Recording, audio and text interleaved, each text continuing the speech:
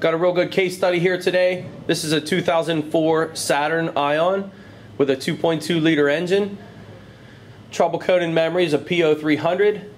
Symptoms are severe lack of power. When I pulled this into the classroom, I could barely pull it in. Feels like it's running on 2 cylinders.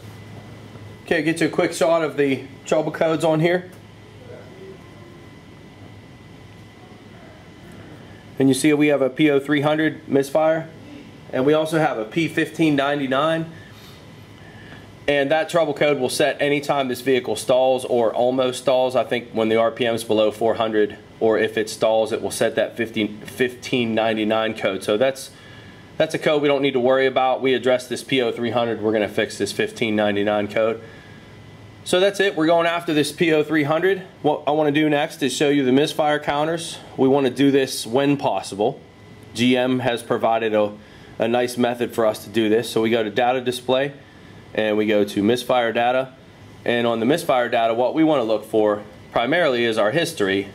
You know, I don't have the car running right now. We can look at it live too, but if you look at our history misfires, you can see that cylinders 2 and 3 have almost 20,000 misfires showing and nothing on 1 and 4. So not surprising that this didn't set a cylinder number 2 and cylinder number 3 specific code. This is pretty typical to get a 300, but it definitely looks like what it felt, which is a 2-cylinder misfire. This data is showing me a 2-cylinder misfire. It felt like a 2-cylinder misfire, and there's a lot of different directions that we can go, but I think just for ease of doing it, we're going to go after the primary ignition first. We can actually access that with an amp probe right on the feed wire that goes to the ignition module. And we're going to do some checks on the primary side of the ignition first.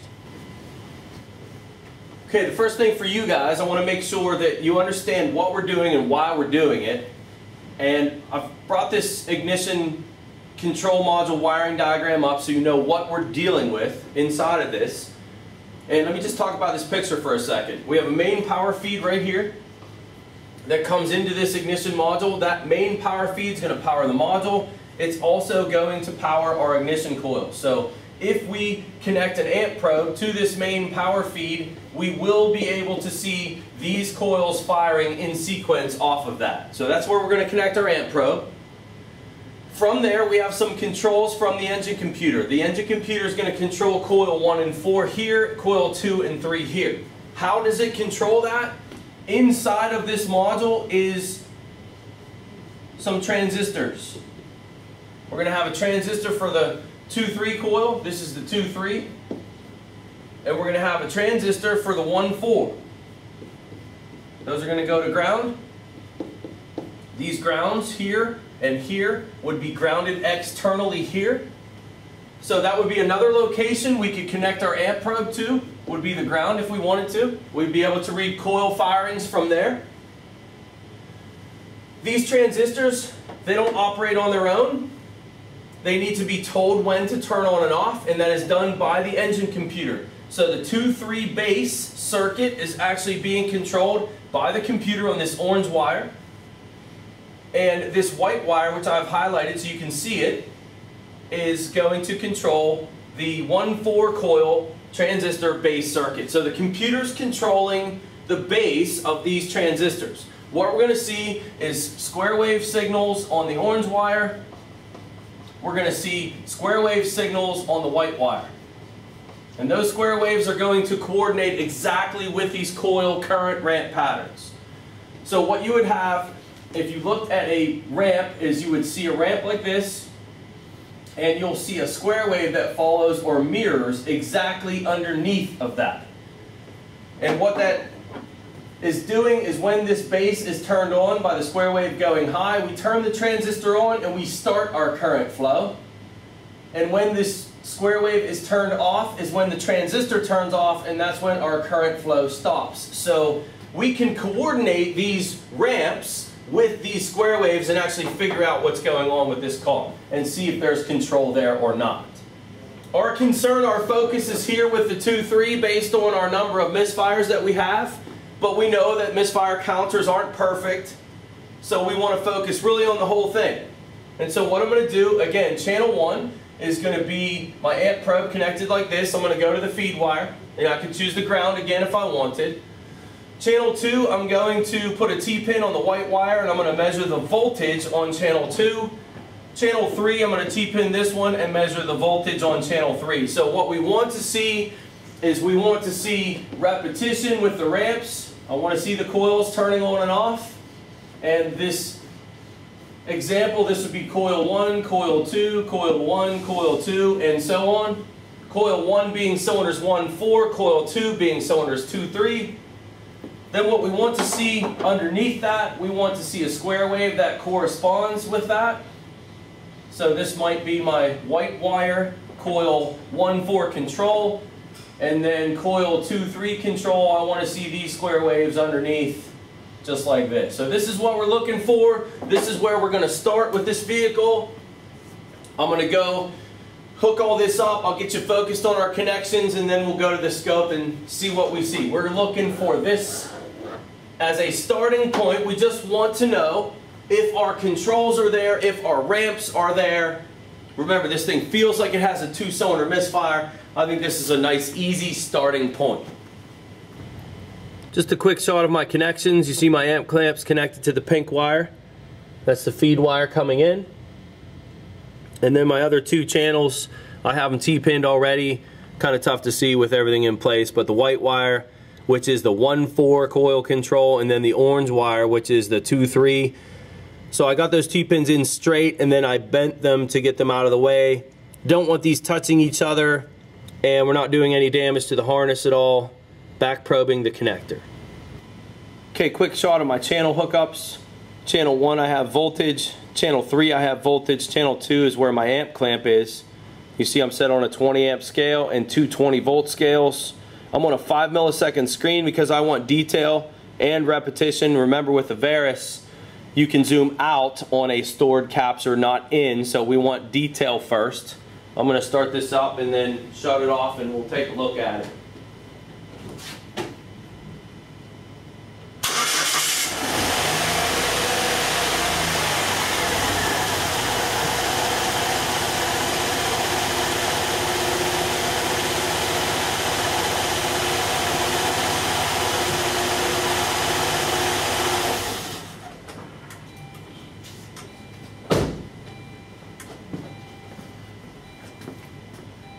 And we're going to zoom out on that now. I got a little bit of ripple in my amperage waveform. That kind of stinks a little bit. All right, let's separate these a little bit. See if we can make heads or tails out of this picture. Get this out of the way. And again, what you'll notice here is this this green trace. This green trace is my current ramp pattern, and the yellow trace is my 1-4 coil control, and the blue trace is my 2-3 coil control. So here's what we know. The computer is actually sending a signal on the 2-3, but there's no ramp underneath it here. So there should be a ramp right here where this 2-3 coil square wave is, and there's not. And so with a very quick test, just knowing a little bit of detail about a system and plugging in 3 leads, and really we haven't worked very hard, here's what we know about this misfire. It's not going to be plugs, it's not going to be boots, it's not going to be the housing, because that would all be secondary, and I would have primary control still, and I don't. The other thing is exactly that, is we know we don't have primary control here. So with no primary control, what that means is that most likely this misfire is not going to be from compression or injection. We're really not worried about those either. Our focus is definitely, this misfire is from no spark on 2 cylinders, and the 2 cylinders it doesn't have spark on is 2 and 3, and that matches what our misfire counters were showing us, that we had 20,000 misfires. So we should have a ramp here, and we don't. And what that really boils down to is a few things. One, the computer may be not controlling it, and that's not the case. We have a square wave here. The computer's trying to turn on the 2-3 coil. So we're not worried about cam and crank signals. We're not worried about the engine computer. We're not worried about that orange control wire coming in for the 2-3. Those look good. These square waves are there. So we're really left with two things. We either have a bad ignition coil or we have a bad ignition module. And that's where we are so far. All right, so I have the waveform up here for all of us now to take a look at. There's a couple things I wanted to fill you guys in on before we actually go in further to this ignition coil or ignition module issue. And what we said up here was that we're missing a ramp here, right? We're missing our 2-3 ramp. There should be a ramp right in this area. For each of these blue square waves, we should have a ramp.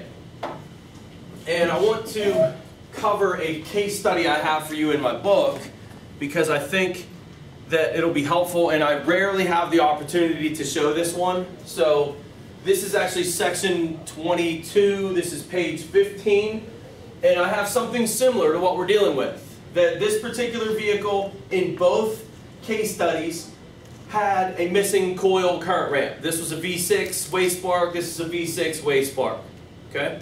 And we're dealing with a 4-cylinder, so if you can, just plug in the differences here, we're just going to be missing a ramp. But in both of these, you can see, I don't have my whiteboard interface, but you can see that there's a ramp missing here, and there's a ramp missing here. And what I'm saying in this bottom picture is this one had a bad transistor or module, and the top one had a bad coil. Can you guys see the difference between the two waveforms? There's some type of activity within this area where that missing ramp should be. You see this very small kind of square wave in here. And what I'm telling you that is base circuit current flow through the transistor that we can actually see.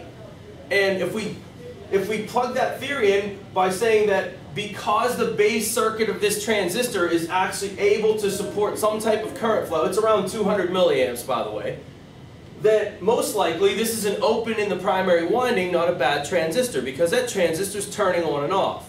Now you might be thinking, well, why is the dwell time so long? Why is that ramp so long? It just is simply that. This is a smart module. It knows there's no current flow on this, so it's maintaining the dwell time for a lot longer period of time to make this coil fire. Okay? Bottom picture, what do you notice in that area? There is no amperage whatsoever. This was a bad ignition module. This was a bad driver. So let's take that picture and plug it into the one we have. And what I'm seeing here in this area, so we're kind of focused right here in each of these, I'm not seeing, I don't know about you guys, but I'm not seeing any activity here at all. And so here's my suspicion, and this isn't really critical. Even if we're wrong, it doesn't matter because we're going to go in and do some further investigating. But I'm saying before we go that far, I'm saying we got a bad ignition module. I'm saying that this transistor's dead and it's not functional. Does that make sense? Questions? Anyone? Now, we could be wrong and we're not seeing it and our detail isn't there, but the other variable here would be that this transistor is dead because the coil shorted out, so that's still in play here too. Like, we still want to check this coil. And I've shown this in a 2005 Expedition or Explorer, I can't remember which one it was. It had a bad coil that fried the computer driver. We could have that issue here too.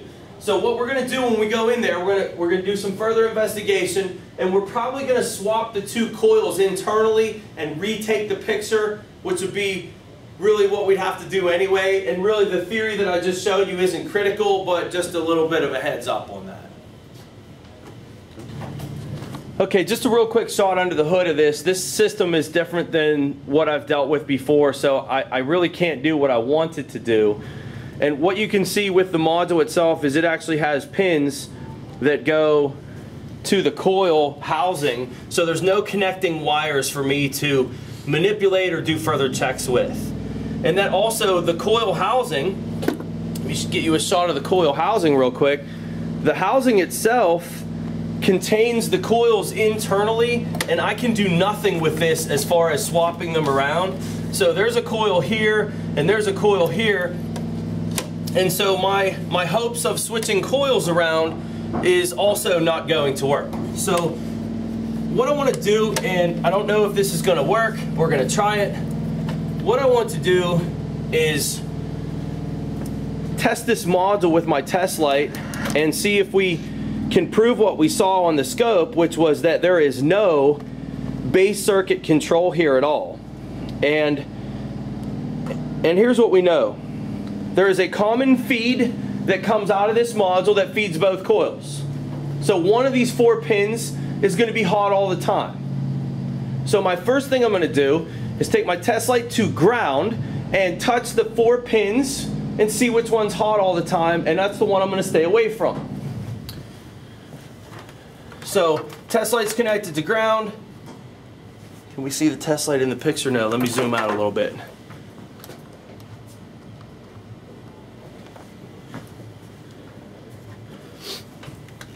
All right, test light's connected to ground. My key is on, right? Yes. And let me make sure my test light lights. Okay, good. Middle wire's lit, outer 2 are not, and this one's not. So of the 4, did that test light light? Could you guys see that? Yeah. So you see the middle pin, this grouping of 3 here, and I don't want to cross this over, but this grouping of 3, this middle pin lights. And here's my guess, that this outer pin is your synthesized cam signal. This is generated by this coil itself, or the module. It actually generates a cam signal. We'll save that for another video, synthesized cam signals. My guess is that this middle pin is my coil positive. That's not guess, that's definite. That's your coil positive. That's going to be shared internally in this. You're going to have power goes to one coil and another coil from that middle pin. And then the outer 2 pins are going to be coil negative on this grouping of 3.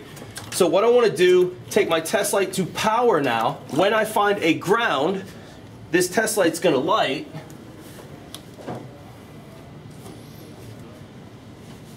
Okay, so what I'm going to do, those middle 3, that middle wire again is my coil positive.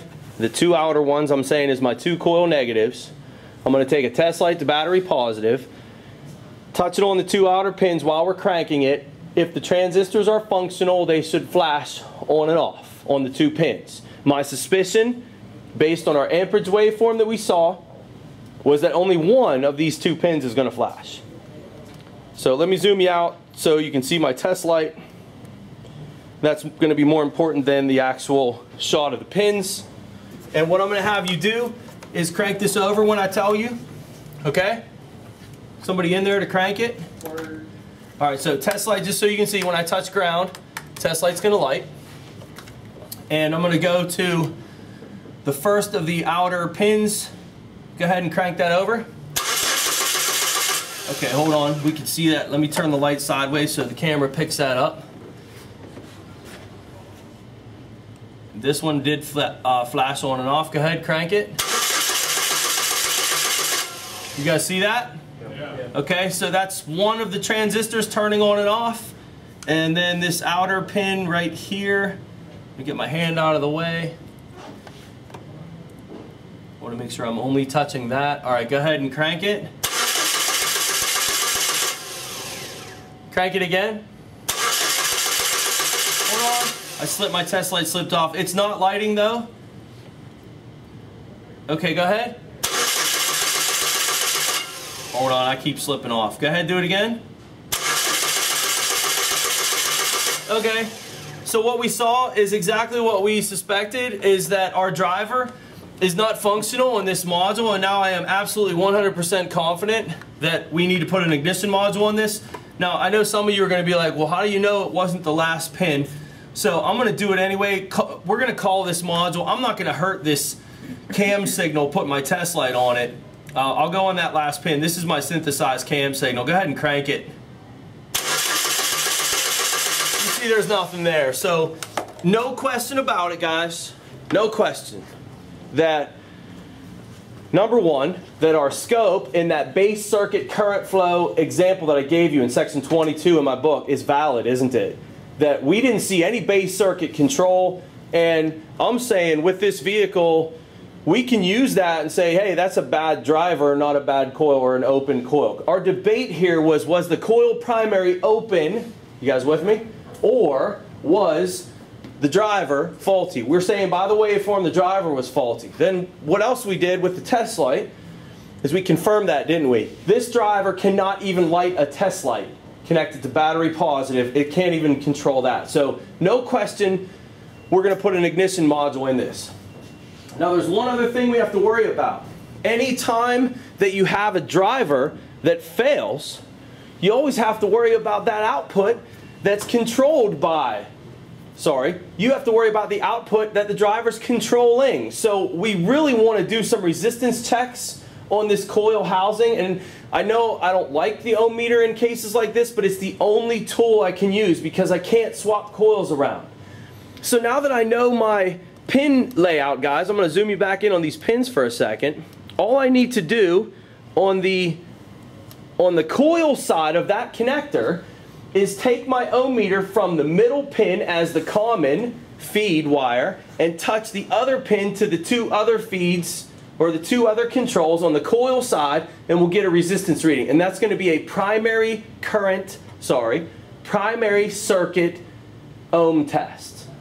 Primary circuits of ignition coils, 1 to 2 ohms of resistance on average is what we're going to see. So it's the best test we got. We know we need a module. We might be overkilling this, but if it's my car and I'm putting a module in it, I want to make sure that this coil isn't bad. Although the other thing that we could do, we know we need a module, right? We're all on the same page with that. Put the module in it, redo your current ramp test on the coils to make sure that our coil is not shorted out. In fact, we will do that if we get the opportunity, if this garage lets us do the work, if they don't take it back off of us today, because they might. We'll do that. We'll do a final current ramp test on this coil to make sure we're good. Okay, just a quick shot of where we're doing this measurement. Again, this is the opposite side. This is where the module plugs into. And it was these middle three wires. Now there's multiple pins on this. There's some that aren't used. We're actually only using this one, this one, this one, and this outer one. These middle two are not used. So what we're going to do is take our ohm meter reading from the middle, which is the feed wire right here, to each coil negative, which is be here. That would be one coil negative, and then this is your other coil negative right here next to it. And I'll get you a shot on the ohm meter when I'm doing that measurement. So I'll just focus you guys on the meter so you can see it.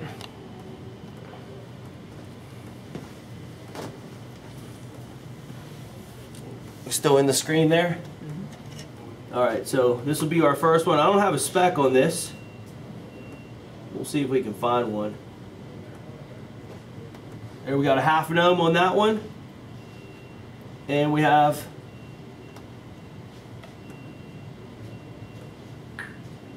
a 1/2 ohm on that one. So with both coil primaries, and that's pretty low, that's actually one of the lowest primary ohms I've seen.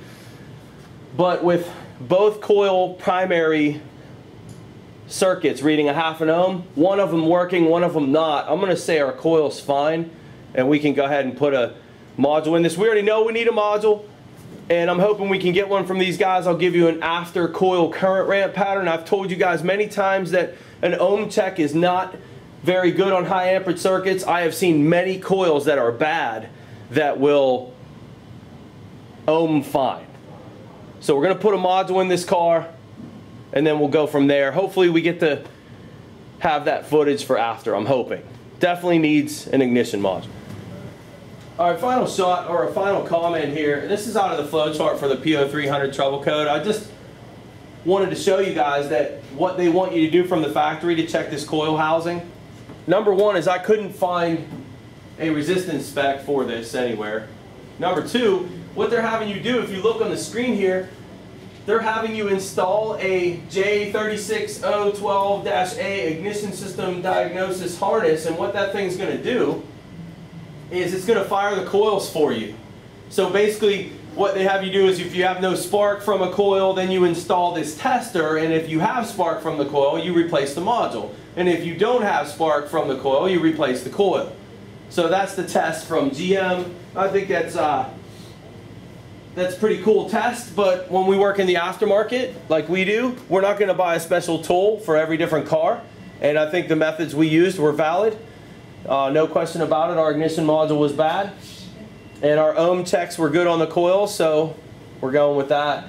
Just wanted to point that out to you on how they want you to check this thing from the factory. Okay, the first test I want to do for you guys, we got this new ignition module installed, and I want to redo our test light test on the 2 control wires.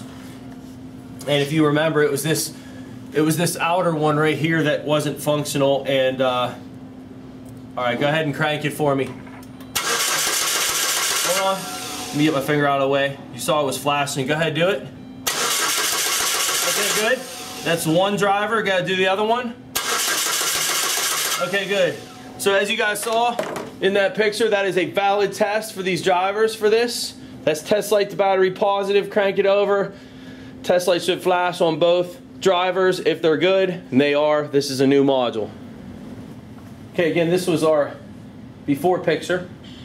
We have it still frozen, and I have everything set back up. Hopefully I have my amp probe connected properly. Go ahead and start it up, see what we got.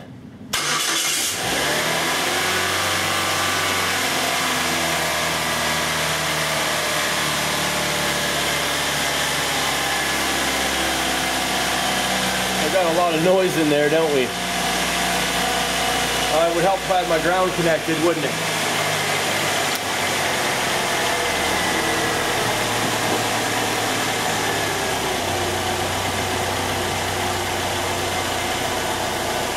Okay, go ahead, shut that off.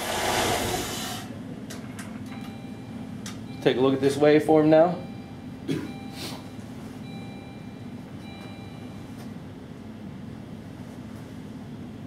And what we want to see, if we did this right, is we should have a current ramp for every one of our pulses, not every other one like we had before. So we should have a ramp where the blue square wave is, which we do. We should have a ramp where our yellow square wave is, which we do. And our focus really, again, we were concerned about the coil itself and we didn't like the ohm check. So what we want to do is really focus on where this blue control is and take a look at this ramp and make sure we have a ramp. Now, one bad thing about where we are right now is we certainly getting a lot of noise from our amp probe. I'll see if there's a way I can fix that here, but that's what the blue one looks like. And I'll show you what the yellow one looks like. They are identical. So that is a fix, and I am not concerned because of the ramp. I'm not concerned about the coil anymore. Okay? Our peak amperage on that looks like it's about the same as what the yellow trace is. There's your yellow trace. And this is actually a little bit lower than we were before. It looked like we were at like 8 amps before. Let me try to get rid of this noise in this and get a better shot. This is a fix though, guys. Our main issue was when we saw our ramps before, where we were missing this blue ramp right here for each one. So that is a fix. Bad ignition module, I showed you a couple different ways to address it. We used the test light, and we could have really done the whole job with the test light if we wanted to, but I'm showing you a different way to do it. So that is a fix. I'll see if I can clean this up. If I can't, then we'll just end it there. I'm going to try one more time to get a little bit cleaner picture. Okay, final shot. I actually was able to clean this up a little bit. I just moved my amp probe away from the coil module a little bit, and you can see that those are definitely much better looking ramps than what I had. We still have a little bit of noise in there, but here's your yellow one. That's the one that we had firing before. That's the 1.4 coil pack. Got a nice ramp. Still got a little bit of noise in the voltage channels. Can't really see the turn on oscillation here, but that's good. We have a ramp right away. That's what we want to see. And then this is our blue square wave, or our number 2.3 coil. Remember, we were worried about the 2.3 coil. We weren't really all that happy with our resistance readings. That is a real nice looking ramp on that one too. That is a fix, module only on this vehicle. Last little piece of footage for this, for those of you that care. This is the inside of this ignition module, and I just wanted to show you the transistors and what they look like for anyone that's never seen them before. And we're not looking for any burn marks on this particular one. If you think about the failure on this, this thing failed not from too much current flow or anything like that. It just failed. Something went bad inside of it, maybe a connection or, you know, who knows. But this top pad right here, this is one of your transistors, and this bottom one right here, this is your other transistor. So, you know, as far as following these paths and everything else, that's not going to happen. If you look close, you can see an integrated circuit right here, and it's got a whole bunch of connections that go to it. Not sure if the camera's picking that up or not. There's a second one. That second one sits actually right here, and there's a whole bunch of connections that go to that too. So, you know, even before these transistors are turned on and off, you know, that base circuit signal that's coming in over here from the computer, it looks like that thing's getting conditioned by these chips first before it goes to the base of the transistor. And that base circuit would be, if you look at these two tabs right here, the base would be this first one right here. And they're probably, my guess is they're grounded on the bottom side. So you're only seeing two legs. You would have your base here, your collector, your emitter would be underneath this. It goes right to ground. So where it failed, who knows? There's a protective kind of gel on this. You can kind of see it there. And, you know, certainly repairing this is beyond my capabilities and knowing where, you know, component level testing and things like that. But definitely one of these two has failed, and as we did in our video, this top pin, this pin would go to one of these two, and this pin would go to the other. And you could break out your own meter and do tests and figure out exactly, you know, where those are connected. But from there, really, what are you going to do with this? I mean, really nothing. I would love to be able to fix something like this and know exactly where it failed and why. Unfortunately, on this particular one, I'm just not going to be able to do that. But for any of you that care about this kind of thing, I think it's pretty cool to see the inside workings of components like this, and that's what a transistor looks like. That is a main power transistor right there, and that's a main power transistor right there.